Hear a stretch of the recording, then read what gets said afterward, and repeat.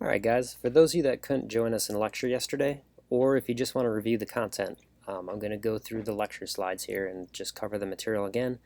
This will also be an abridged version, so if you don't want to watch the archive and see all the questions and things that went on during class, this would be a quicker way to get the information, but you might miss out on a few of the additional questions and things we went over.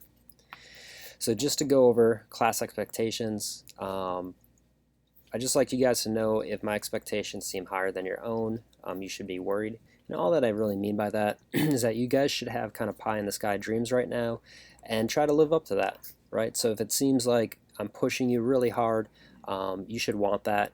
And if it seems like a struggle, it will be. But we're here, the entire 3DS staff, to kind of help you through it. My expectation is that you're active during class, you read and watch all materials, and you take notes and formulate your own ideas. So I've set up this class so that you're going to be modeling something verbatim with me throughout the first couple weeks of the class. That's going to teach you our 3D pipeline, but it's going to be in a very handheld fashion. So it's up to you guys to kind of take notes on our pipeline, understand why I'm having you do certain things, and start thinking about how you can apply that to your own models and models you'll be doing in the future. I want you to be actively involved in the industry, and what I mean by that is I'm going to show you some websites that you can go to and just read daily news, try to do some tutorials that are out there, additional stuff, and when you start to feel comfortable with it, even posting your own work. If you are on campus, there should be no food or drink in lab. Lecture, you may have bottles of water or a container with some water in it. Just make sure that it has some sort of screw top or closable top. And let's go ahead and look at FSO. So here on FSO, let me go back out here. Up top is where you're going to get to, let me back out one more. Course overview is where you can get to all the information or the general information about the class. The main stuff that you're really going to want to concentrate on is the live lectures and the archives, the downloads and the installs, because this must be done before first day. The help, this is where you can get additional online support with the class, how to send us email instructions, and the digital community. Those are the main things you should focus on. As far as the late work policy, it's better just not to have late work, and I always say you're usually better off just turning in what you got than taking an extension. But if you do need an extension, you have to ask for it before the deadline or you will not be granted one. So the way the class structure is set out is the 4 weeks. The first one is going to be breaking down what a 3D pipeline is and what our 3D modeling pipeline is. At the end of this week, 2 models will be due, one that we did together during the lectures or the videos that you'll be watching, and then one that you're going to pick from the,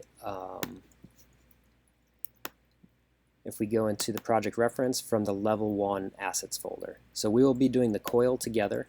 When you download your files, the coil may still be in the level 1 assets. So everyone will do the coil, and then you must pick one other asset to be modeled and turned in at the end of week 1. So it's going to be just primary and secondary forms for that. UV mapping, depending upon if you're online, you can work ahead to that. If you're on campus, this may fall in week 2. So UV mapping will not be due for the first week model, but it will be expected for the second week models that we're working on. So going into week 2, we're going to be laying out our UVs for the coil model we're working on, and the additional model, you'll have to select one more model for this week from the level 1 folder. So you'll have one new model this week, and you'll finish off the coil. Both those will be modeled and UV'd for this week. But we're also going to explore tertiary forms. So we're going to learn how to use bump maps, normal maps, and displacement maps to add detail to our models through texturing. Anything that says explore also, that is a lecture material. Anything that says practice is additional stuff you can do on your own. And if it's a competency, that's your final assignment for the week. We're then going to explore in the next lecture how to present our work so we can show off our portfolios in the best way. And then the final lecture of that week is just going to be reiterating everything we went through in the first 2 weeks. It's going to be a lot of information. If you come to the live lecture, the class is going to be kind of teaching the pipeline back to me, and we're going to be exploring the ideas and concepts that we covered. Week 3, we're going to start getting into rendering. So we're going to explore RenderMan and the PXR surface shader.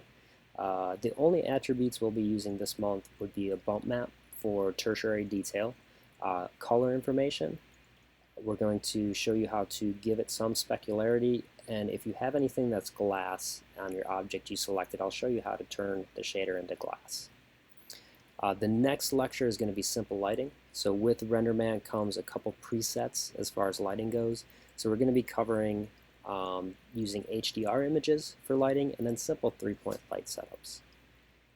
And then the final lecture that week is going to be render settings. So renders, I mean, they can go anywhere from 2 minutes to 2 days, depending upon how complex your scene is, the resolution you're rendering at, and what your render settings are. So I'm going to show you some of the render settings you should use, some you should just stay away from for right now, and what numbers might sort of become dangerous as far as render times. Your week 3 assignment will be 2 models again, one from the level 2 folder, and then you're going to be finishing up your coil. So your coil and the new model will be modeled, it will be UV'd, and it will have bump information on it. So again, 2 models, 1 new one. So each week we've created a new model.